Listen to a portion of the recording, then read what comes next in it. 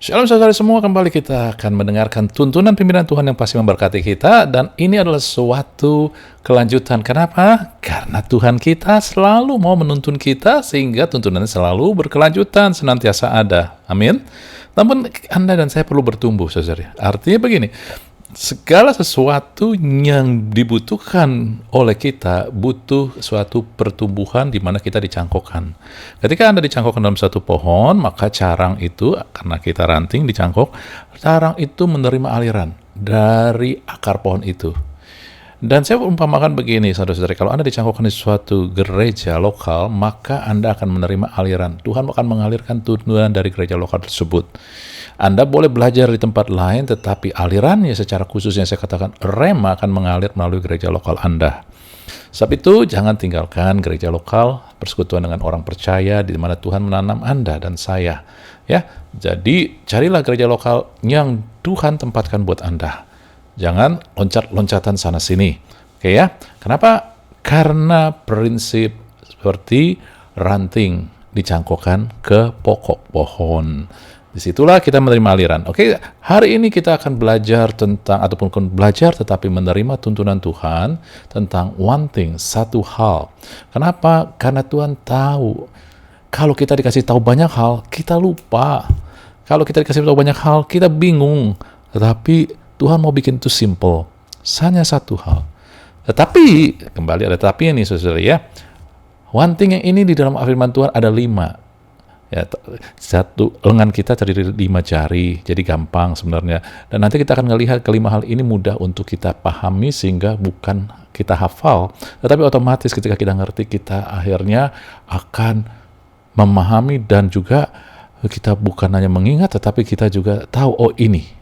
Ya, nanti saya akan kasih lihat. Tapi kembali, saya mau kasih tahu bahwa karena di Sinode City Blessing ini kita pun dituntun di dalam, ataupun dialirkan oleh Tuhan, dan diberikan Tuhan tuntunan apa yang Tuhan mau lakukan melalui gereja sebagai satu kesatuan di Sinode City Blessing buat Anda dan saya. Tema yang kita dipakai tahun ini adalah yang Tuhan berikan, Rise and Build, dari Nehemia 2 ayat 20, saudari. Ya, apa maknanya? Ada maknanya bahwa kita harus mulai bangkit dan membangun bersama Tuhan tentunya. Kita sudah melihat, kita sudah mendeklarasikan ada 5 pola pikir yang harus kita pegang, yang harus kita mulai lakukan, saudari ya. Ini hanya untuk refreshing aja, karena Anda melihat bahwa 5 tentang satu hal, tapi Tuhan juga kasih tahu 5 pola pikir di dalam Rise and Build. Ini bukan suatu kebetulan, tetapi ini suatu tuntunan Tuhan. 5 Rise and Build kita tahu ada Rise and Build. Pertama kita harus praise and pray. Memuji dan menyembah Tuhan, memuji dan menyembah, dan berdoa, saudari. Maaf ya. Lalu kemudian kedua adalah people. Kita harus membangun hubungan dengan orang-orang di sekitar kita, baik pasangan hidup, keluarga, anak, orang tua, dan juga keluarga besar, dan bahkan juga saudara, orang-orang di lingkungan kita, tempat kerja, usaha, kita harus membangun hubungan. Lalu kemudian lewat gambar jendela, kita melihat bahwa kita harus memperluas pandangan visi kita, artinya kita harus memperluas, kita harus memperbesar, kita harus mempunyai hati untuk mau belajar, terus menambah kapasitas kita, untuk menambah wawasan kita, baik hikmat, baik juga knowledge, saudari. Ya, kita akan diberikan kemampuan untuk itu. Sekarang mudah sekali untuk mengakses supaya kita bisa belajar.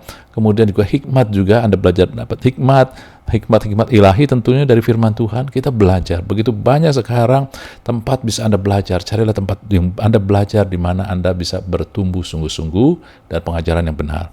Kemudian pintu berbicara tentang integritas kita, moralitas kita. Ada hal-hal yang harus kita tegakkan, ikuti aturan, kemudian juga ada nurani di situ ya. Integritas berbicara tentang ketaatan, mengikuti peraturan, ketertiban. Jadi integritas adalah untuk menjaga ketertiban, tetapi juga di balik integritas ada nurani, yaitu kemurahan hati. Jadi yang kita bangun juga adalah integritas, moralitas, dan juga nurani kita. Ya, kemurahan hati itu. Lalu yang kelima adalah dilambangkan dengan tiang, itu bicara identitas. Ada 5, Kita hanya mengulang. Anda mau tahu, lihat rekaman yang sebelumnya, saudara ya, tema Rise and Build itu. Ya, kemudian hari ini kita lanjut, karena sebelumnya kita sudah dapat tuntunan Tuhan, memasuki tahun 2025. Berjalan dalam tahun 2025 ini, Tuhan tuntun kita dengan 5 hal yang dimana memakai tema, yaitu satu hal, one thing ini, saudari. Oke? Nah, saudara-saudari, ini hanya mengulang, karena 3.1 hal ini sudah kita bahas sebelumnya.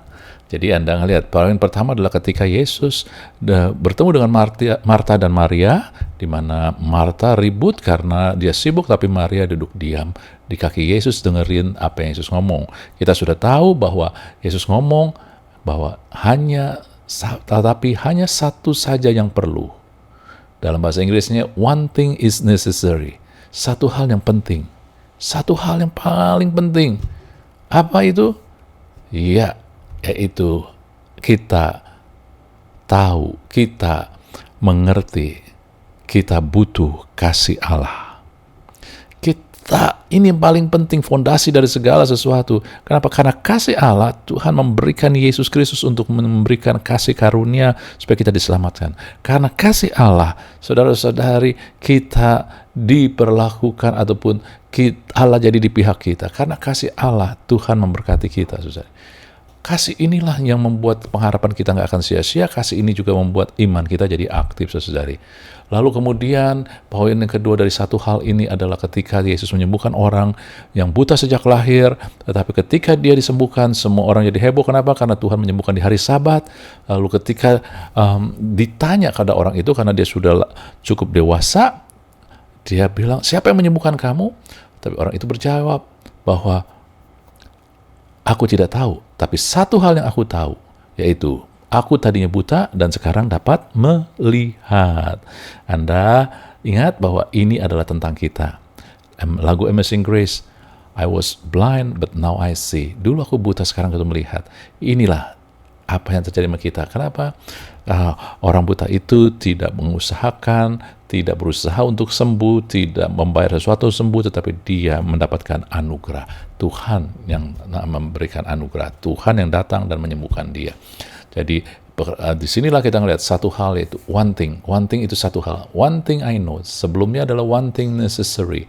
Sekarang one thing I know. Satu hal yang kita perlu tahu, saudari, apa? Hidup kita karena dikasih Tuhan adalah berdasarkan anugerah. Anugerah adalah sesuatu yang kita terima bukan karena kita bayar, tetapi karena Yesus sudah bayar buat kita dan kita menerimanya. Amin, saudaranya. Ketika adalah dari Daud, Mazmur 27, dikatakan satu hal yang telah kuminta. Saudara-saudari, setelah kita dikasihi Tuhan, sehingga menerima anugerah Tuhan, tetapi sesudah itu kita harus minta. Artinya begini, Anda harus mendisiplinkan jiwa kita. Karena keinginan kita, keinginan itu ada di jiwa. Kita harus minta jiwa kita. Minta. Bukan Tuhan yang jauh, bukan Tuhan yang gak berikan, tetapi jiwa kita, keinginan kita. One thing I ask, satu hal yang aku minta, satu hal yang aku inginin, gitu kira-kira, saudara ya. Apa itu? Berdiam di rumah Tuhan. Saudara, kita tahu waktu Mazmur 27 ini memang perjanjian lama. Tuhan tidak tinggal dalam kita, tapi sekarang kita hidup di dalam perjanjian baru. Tuhan ada di dalam kita. Ngapain? Menyertai kita. Karena dia berjanji, aku sekali-sekali tidak akan pernah meninggalkan kamu. Tidak pernah meninggalkan kita, Tuhan itu. Jadi dia ada. Jadi ketika dikatakan one thing I ask, satu hal yang aku minta, aku inginkan, ini bukan minta kepada Tuhan kalau dalam sekarang kita perjanjian baru. Tetapi kita minta, kita perintahkan, kita disiplinkan kepada jiwa kita supaya, hey, jiwa inginkan kehadiran Tuhan. Artinya apa? Kehadiran Tuhan ada. Sadari kehadiran Tuhan. Kenapa? Ketika Anda dan saya menyadari hadirat Tuhan, Mazmur 84, 7-8 katakan, ketika kita melewati lembah baka, lembah air mata menjadi tempat bermata air. Ada sukacita. Walaupun ada pergumulan yang begitu berat, ada membuat kita meneteskan, bahkan menangis, tetapi ketika Tuhan hadir, ketika kita menyadari kehadiran Tuhan, dengan kata lain, saudari, maka kita akan mengalami sukacita. Bahkan hujan di awal musim ini artinya baru dikit, kadang ada hujan, kadang enggak, kadang masih panas, tetapi tetap diselubungi dengan berkat. Mungkin hari ini gaji yang kita terima masih kecil, usahanya kita lakukan, ampun nggak kelihatan hasilnya, tetapi Tuhan tetap selubungi dengan berkat. Lalu kemudian kadang-kadang juga jalan keluar ataupun juga kebahagiaan, janji yang Tuhan telah berikan kepada kita kadang nggak langsung terjadi, saudari. Kadang-kadang begini, saya kasih upamakan, kadang jalan keluar, terobosan, ataupun juga sukacita dan masa depan Tuhan sediakan, rancangan Tuhan sediakan buat kita itu 100 langkah di depan kita. Kita masih ada 100 langkah behind, di belakang. Dan kan Tuhan akan kasih kekuatan supaya kita bisa melangkah melalui, sehingga kita akhirnya akan memasuki pintu di mana kita mengalami terobosan-terobosan itu, saudari. Amin. Dan untuk itu kita perlu kekuatan. Ya, jadi inilah satu hal yang kita sudah bahas, tetapi fondasi segala sesuatunya adalah Anda dan saya perlu tahu kasih Allah, karena ini paling penting. Karena kasihnya Tuhan memberikan Yesus Kristus sebagai anugerah buat kita. Karena Yesus yang bayar semua harganya, kita diselamatkan. Ya, kemudian Dia juga memberikan lebih lagi, yaitu kehadirannya. Supaya apa? Anda bisa menikmati kebahagiaan, berkat, dan juga adalah kekuatan. Kenapa? Saudara, kalau Anda baca Alkitab, Anda melihat Yusuf, ya, cerita Yusuf bagaimana dia dihianati oleh saudaranya, dibuang, kemudian juga dihianati sama istri Potifar, tetapi dikatakan Allah menyertainya dan membuat dia berhasil. Penyertaan Allah akan membuat kita menikmati keberhasilan, saudari. Amin.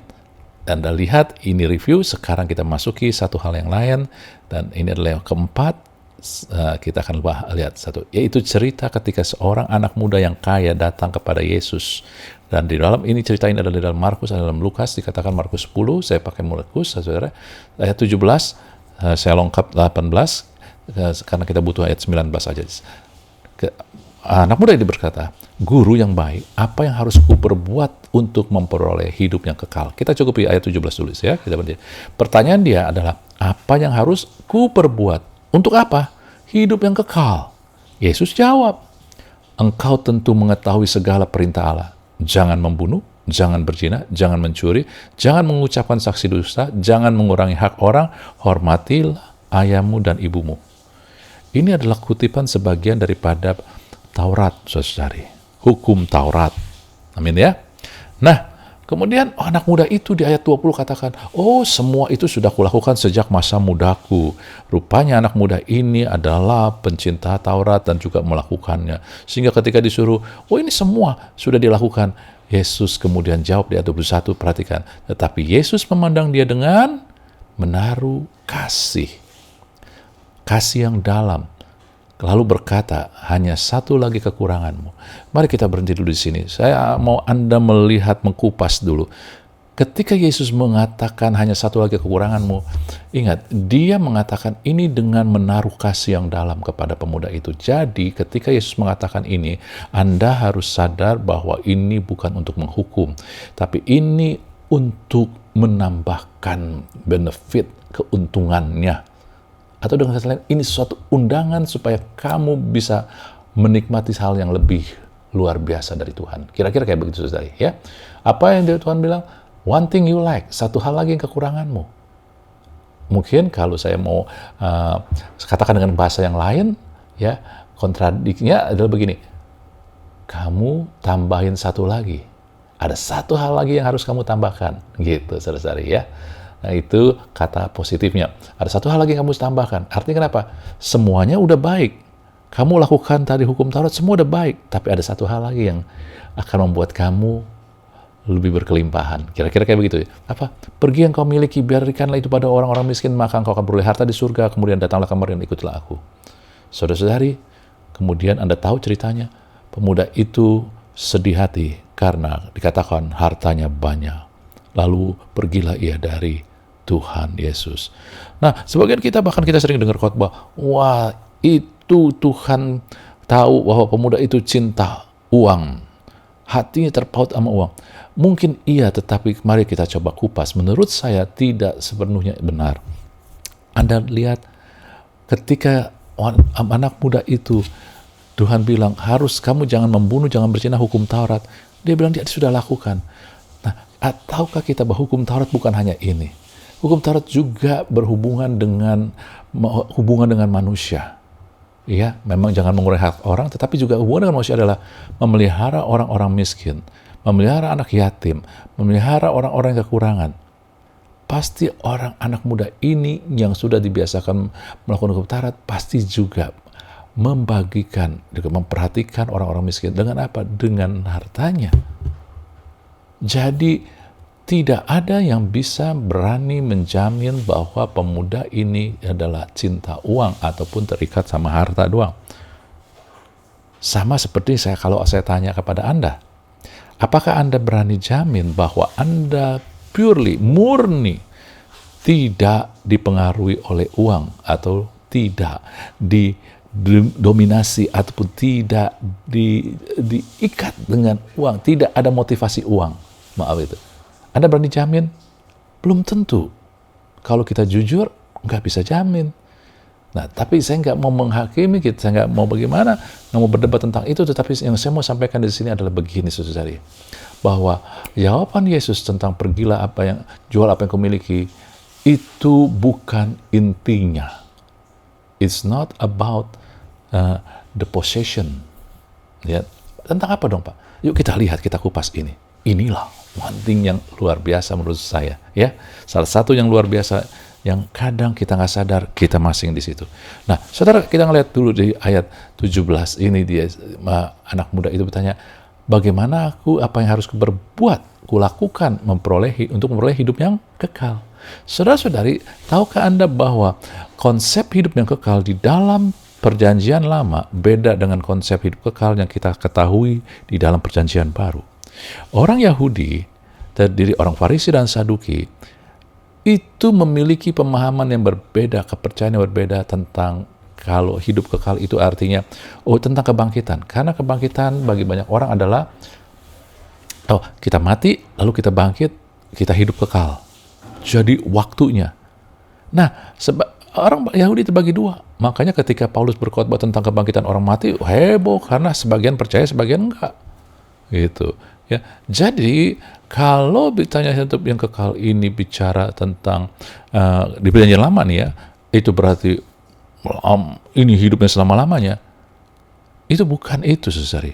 Hidup yang kekal di dalam bahwa pola Perjanjian Lama, orang-orang Yahudi yang lama adalah hidup, karena kalau hidup yang lama selama-lamanya, ada sebagian Yahudi yang tidak mempercaya kebangkitan setelah kematian.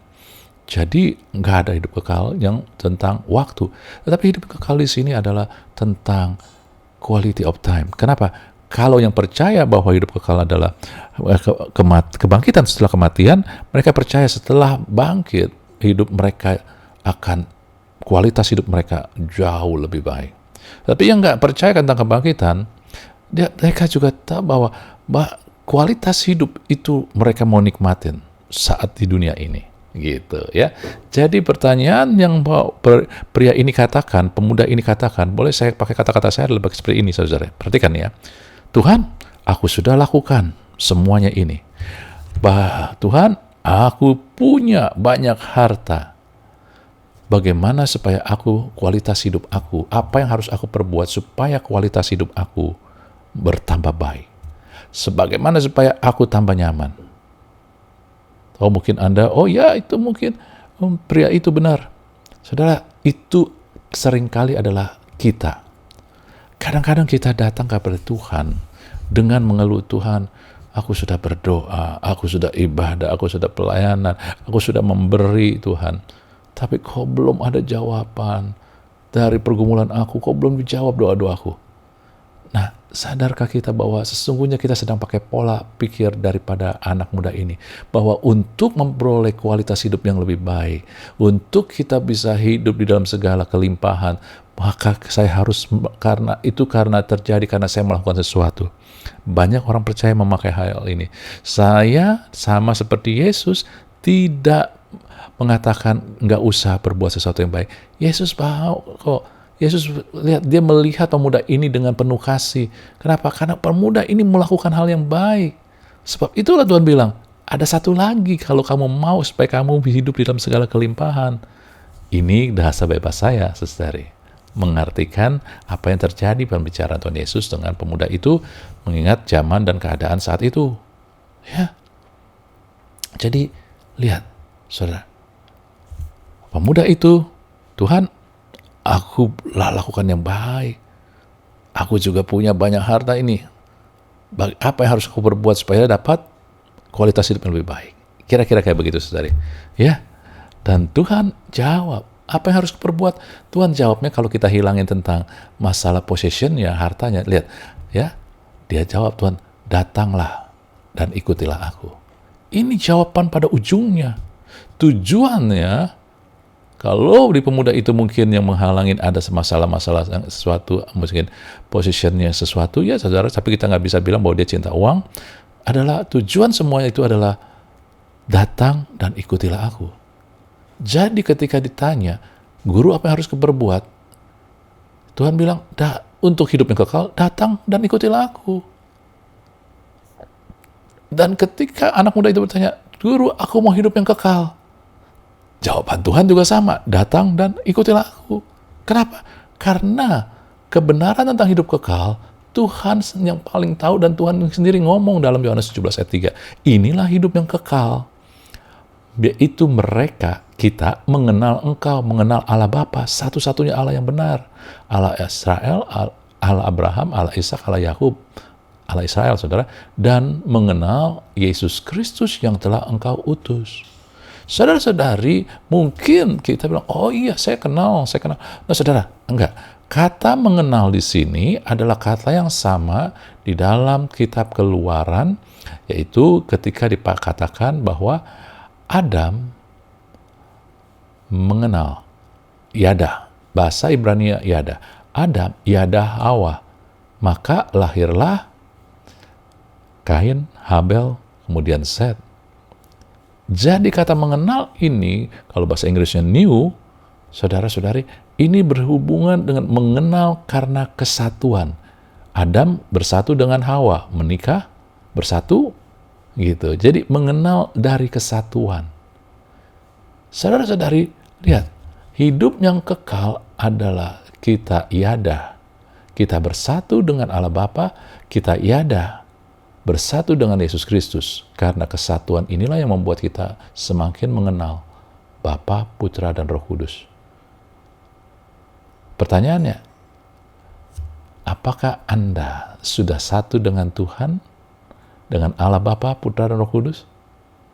Kalau Anda sudah terima Yesus, Anda sudah satu. Dalam Yohanes 6 katakan, siapa yang makan tubuhku dan minum darahku, ia tinggal di dalam aku dan aku di dalam dia. Anda ngelihat ketika dikatakan dia tinggal dalam aku dan aku dalam dia, itu bicara yada, kesatuan. Kalau Anda sudah bersatu dengan Allah, Bapa, Putra, dan Roh Kudus, maka Anda sudah menerima hidup yang kekal. Dan kesatuan itu tidak bisa terpisahkan selamanya artinya. Baik secara waktu dan kualitas hidup Anda pun juga sekarang beda harusnya. Amin, saudara-saudara, Anda nangkep, Anda harus ngerti ini. Harus ngerti. Dan Anda lihat di sini, bahwa anak muda ini, dia mau menerima hidup yang baik, mengalami hidup yang baik, kualitas hidup yang baik, dengan konsep melakukan. Tetapi Tuhan Yesus bilang, enggak. Datang kemari. Bukan datang kepada Tuhan saja segera, tetapi bersatu, terima Yesus, saudari. Sehingga kita satu dengan dia. Itulah mengenal. Itulah yada, mengenal dari kesatuan. Cara kita bersatu adalah kita menerima dengan Yesus. Karena ketika kita menerima dengan Yesus, kita menerima karyanya. Itulah siapa makan tubuhku dan minum darahku, menerima karya salib Yesus. Jadi Anda ngelihat bahwa one thing you lack, satu hal yang kekuranganmu ini adalah satu, bahwa kesatuan. Kamu harus sadari kesatuan dengan Tuhan. Artinya persekutuan dengan Tuhan. Anak muda ini mau tahu bahwa dia merasa harus melakukan, tetapi Yesus bilang, enggak. Kalau engkau mau kualitas hidup baik, bukan tentang seberapa mampu kamu melakukan, seberapa banyak yang kamu miliki, tetapi seberapa jauh engkau mau datang kepada Tuhan. Kita datang untuk apa? Bersatu. Kalau kita datang bersatu, dan Anda lemah, Allah kuat, maka ketika Anda bersatu, bagian kita Anda bersandar sama Dia. Tuhan yang membuat kita kokoh, Tuhan yang berdiri kokoh, Tuhan yang menopang kita, Tuhan yang memulihkan kita, Tuhan yang menyembuhkan kita, Tuhan yang menyediakan kita. Itu namanya bersandar, saudari. Yang lemah bersandar kepada yang kuat. Iya kan? Anda nggak mungkin sandarkan tiang beton yang berat untuk 2 lantai kepada sebatang bambu. Enggak. Anda sandarkan bambu ke tiang beton yang gede, yang kokoh. Demikianlah Anda harus bersandar kepada Tuhan yang omnipoten, maha kuasa. Tujuan kesatuan kita adalah supaya kita bisa bersandar. Kenapa bisa bersandar? Kita bersandar supaya kita bisa menikmati kualitas hidup yang baik. Jadi kualitas hidup yang diinginkan oleh anak muda ini dan juga Tuhan sudah berikan pada kita bukan ditentukan dengan seberapa banyak yang dapat kita lakukan, seberapa banyak yang kita miliki, enggak. Tetapi sejauh mana kita mau percaya, mau bersandar. Semakin kita bersandar sama Tuhan, semakin kita meningkat kualitas hidup itu. Saudara, banyak orang yang bisa melakukan sesuatu pintar, punya banyak keahlian, tetapi kualitas hidupnya belum tentu lebih baik dari Anda dan saya. Banyak orang yang konglomerat yang kaya sekali, ya, yang super rich, hartanya nggak habis berapa keturunan, tetapi belum tentu kualitas hidupnya lebih baik dari Anda dan saya. Banyak orang yang punya harta banyak, yang banyak, luar biasa banyak. Saudara-saudari, mereka hidup di dalam kecemasan, ketakutan. Nanti ada yang curi, ada yang manfaatin, ada yang kalahkan dia dalam jumlah hartanya. Hidupnya penuh dengan constant competition terus, sehingga kecurigaan. Akhirnya nggak pernah mau juga berbagi dengan orang kadang-kadang, saudari. Karena orang yang generous bukan orang-orang yang, yang punya segala-galanya. Orang-orang yang generous adalah orang-orang yang bersandar sama Tuhan. Amin, saudara-saudari. Lihat, seringkali kita mau hidup kita lebih baik dengan cara kita melihat dengan pola anak muda ini, yaitu apa yang bisa aku lakukan, apa yang aku milikin. Kita pikir ketika kita ngumpulin harta sebanyak-banyaknya dan kita jadi orang yang paling hebat, kualitas hidup kita lebih baik. Enggak, saudara. Kita salah. Saat kita mau bersandar sama Tuhan itu. Tapi menarik enggak, saudara? Ada satu hal lagi yang menarik, saya lupa di sini ya. Saudara, ketika pemuda itu bertanya, "Guru, apa yang harus kuperbuat untuk memperoleh hidup yang kekal?" Tuhan jawab dua-duanya. Yang harus kau perbuat adalah, tadi kita lihat, maaf saudara, tadi kita lihat, datang kepadaku. Bagaimana memperoleh hidup yang kekal? Datang kepadaku. Tuhan jawab. Apa yang mau saya ngomong ataupun Tuhan mau sampaikan di sini, saudara? Saya mau Anda tanam sungguh-sungguh di hati Anda. Ini adalah suatu rema. Ingat, Tuhan, kalau anak muda ini Tuhan jawab pertanyaannya dan kebutuhannya. Dia butuh hidup yang kekal, Tuhan jawab. Datang dan ikutilah aku. Dia pertanyaannya apa yang harus kuperbuat? Tuhan jawab. Datang dan ikutilah aku. Datang dan ikutilah aku. Jawaban buat 2 poin ini. Pertanyaan dan kebutuhan anak muda ini. Saudara-saudari, Anda catat, taruh di hati Anda, ukir. Tuhan selalu menjawab, mendengar, dan menjawab setiap doa dan kebutuhan Anda. Selalu. Tapi saya belum melihat. Kalau Anda belum lihat, bukan berarti Tuhan gak jawab. Anak muda itu Sama tadi, dia expect apa yang harus berbuat. Jawaban Tuhan beda kadang. Demikian juga kita. Kadang kita nggak melihat karena kita belum memiliki pola pikir yang sama dengan Tuhan. Sehingga cara lihat kita beda sehingga kita nggak ngelihat.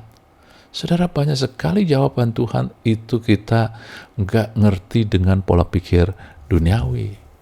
Ya, jadi tanam ini dalam kehidupan Anda. Ketika Anda berdoa, ketika Anda bertanya, ketika Anda membutuhkan sesuatu dan minta kepada Tuhan, kalau itu yang Anda kebutuhan yang dibutuhkan, Tuhan dengar dan pasti jawab.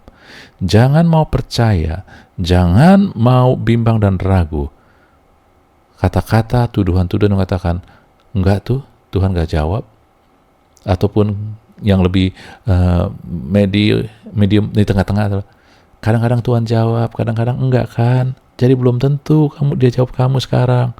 No, saudara. Catat, tulis, Tuhan selalu dengar dan jawab setiap pertanyaan, setiap doa kita, dan setiap kebutuhan kita. Amin? Itu dia. Nah, kita tadi sudah lanjut. Sekarang lihat, ada hal yang unik di sini. Anak muda itu tanya, apa yang harus ku perbuat? Yesus jawabnya, apa yang kau milikin? Aneh bukan? Pertanyaan anak muda itu tanya, aku harus what shall I do? Apa yang harus aku lakukan? Tetapi Yesus ngomong, apa yang kau milikin? Apa yang terjadi di sini, saudari? Saudara-saudari, anak muda itu sedang mewakili pola pikir dunia, melihat sesuatu yang kelihatan, tapi Tuhan melihat yang lebih dalam. Apa yang kau miliki, itulah artinya adalah motivasi hatinya, saudara-saudari. Hati kita. Karena banyak orang-orang melakukan sesuatu, tetapi hatinya berbeda. Banyak orang-orang, dia berlaku baik sama orang, banyak orang di depan banyak orang, tetapi di dalam dia maki-maki orang tersebut. Banyak orang seolah bermurah hati, dia memberikan, dia berikan, dia kasih, tetapi di hatinya dia marah-marah, saudari. Nah, masalahnya itu, saudari. Apa masalahnya? Tuhan mau bahwa motivasi kita, hati kita itu murni. Jadi ketika Anda datang kepada Tuhan, bersatu dengan Tuhan, Tuhan mau kita menjadi sama dengan Dia. Kalau Anda melakukan suatu perbuatan belas kasih, itu timbul dari hati yang belas kasih. Amin. Tapi masalahnya adalah kadang kita nggak mampu. Tuhan, aku sih mau mengampuni Tuhan, tapi aduh, ini berat sekali. Kita bisa mulai jujur. Nah, disinilah Tuhan mau kita datang dan ikuti Dia. Tujuan Tuhan suruh kita datang mengikuti Dia bukan supaya pengikut Dia tambah banyak. Tujuan Tuhan supaya kita datang mengikuti Dia adalah supaya kita diubahkan, saudara-saudari. Supaya kita diubahkan. Jadi bersandar sama Tuhan. Ketika kita datang mengikuti Dia, dan maka dengan kata lain kita bersandar sama Dia, maka yang terjadi adalah kita diubahkan hati kita, pola pikir. Ketika bicara hati, saudara, itu bicara pola pikir, saudari, ya. Kita diubahkan hati kita. Karena Tuhan tahu kadang kita nggak bisa berubah sendiri. Aduh, bagaimana sih supaya saya tulus? Kadang kita nggak bisa, kita maunya tulus. Aduh, bagaimana sih supaya bisa mengampuni? Kita yang mau mengampuni. Tetapi ingatan lagi, aduh, jadi sakit sekali. Nah, Anda nggak usah, apa yang harus saya lakukan Tuhan supaya saya bisa ngampunin? Apa yang saya harus lakukan? Sama juga pertanyaan, apa yang saya lakukan supaya diberkati? Nah, datang dan ikuti aku. Itu dia. Tujuannya apa? Bukan hanya supaya kualitas hidup kita meningkat, supaya kita diberkati, tetapi supaya kita diubahkan pola pikir kita. Karena tanpa pola pikir yang berubah, kita nggak mau datang bersandar sama Tuhan.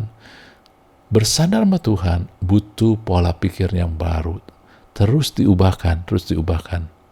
Bagaimana kita bisa bersandar sama Tuhan kalau kita nggak diubahkan cara ngelihat kita? Firman Tuhan contohnya salah satu hal adalah contohnya, lebih berbahagia memberi daripada menerima. Coba Anda bayangkan ketika Anda memberi. Kalau Anda memberikan ada sesuatu yang diambil dari Anda lebih bahagia. Kenyataannya bagaimana? Anda lebih senang terima uang atau memberi uang? Ya, gak gampang kan? Sampai pola pikir kita diubahkan. Saya pernah mengalami, saudari. Kasih contoh dikit. Ketika saya sepertinya dipaksa untuk menopang sesuatu dengan pemberian. Padahal saya nggak punya ataupun sangat bergumul, nggak ada kelebihan. Saya marah, saya kecewa sama orang-orang yang memaksakan. Tetapi kemudian Tuhan ngomong sama saya, kamu mau menjadi orang yang menerima atau mau orang yang memberi? Karena saat itu saya harus menopang, jadi ada orang yang harus saya beri. Dalam kehidupan saya, gak gampang untuk memberi. Kenapa? Karena saya bukan orang yang secara materi dunia berkelimpahan.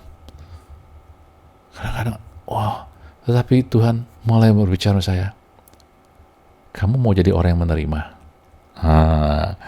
Yang menerima pemberian gitu. Jadi kebalikannya. Kalau selama ini saya bisa beri orang, kamu mau jadi orang yang jadi menerima itu.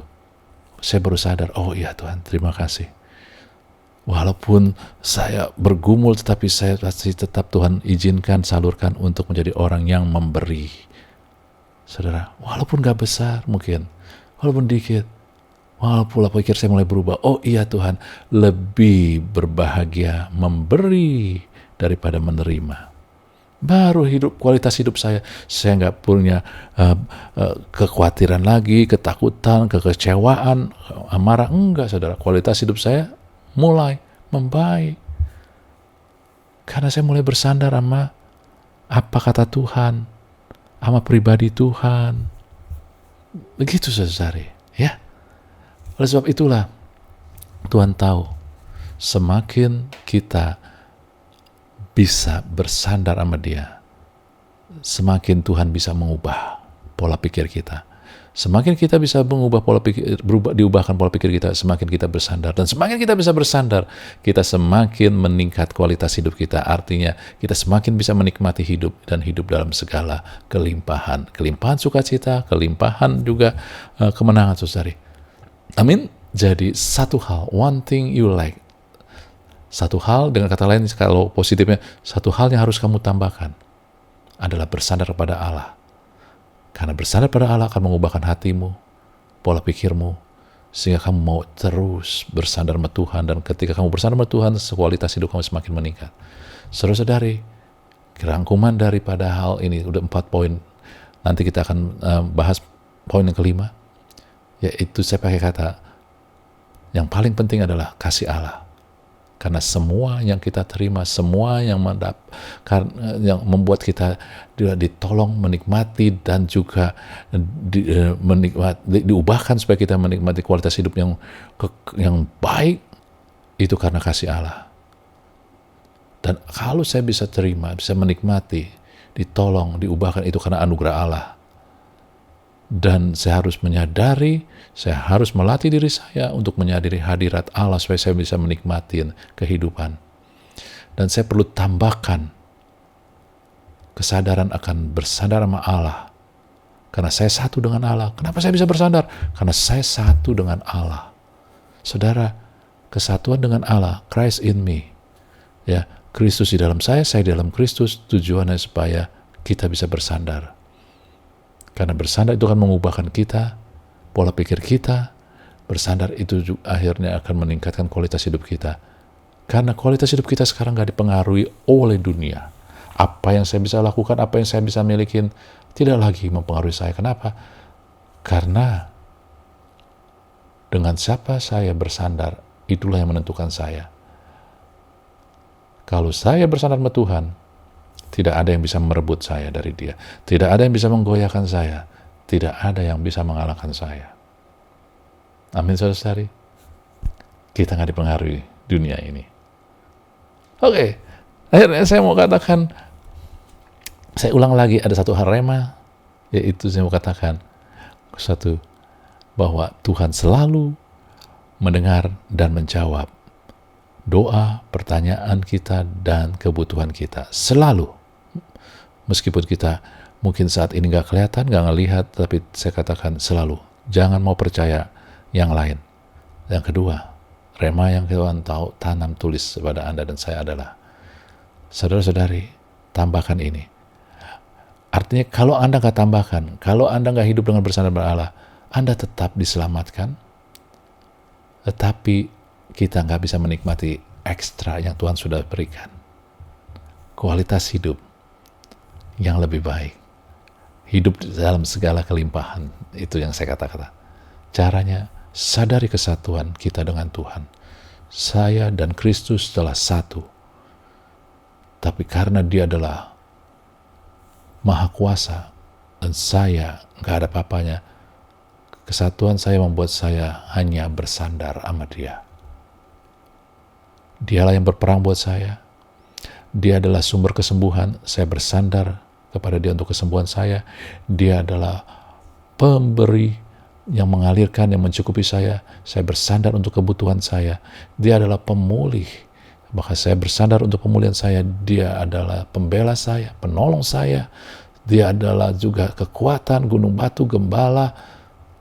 Maka saya bersandar kepadanya untuk setiap hal yang kita butuhkan ini, saudara. Hasilnya, hidup kita jauh lebih baik. Orang Kristen bukan lagi menjadi orang yang kalau punya masalah mengkerut kepalanya, wajahnya menjadi menakutkan sehingga orang gak berani dekat sama dia. Tidak lagi, saudara. Tetapi orang Kristen yang bersandar sama Tuhan, dia punya masalah, tetapi dia penuh dengan sukacita karena kualitas hidupnya langsung meningkat, tidak dipengaruhi keadaan. Amin. Dan itulah Anda dan saya. Tuhan memberkati kita semua. Haleluya. Amin.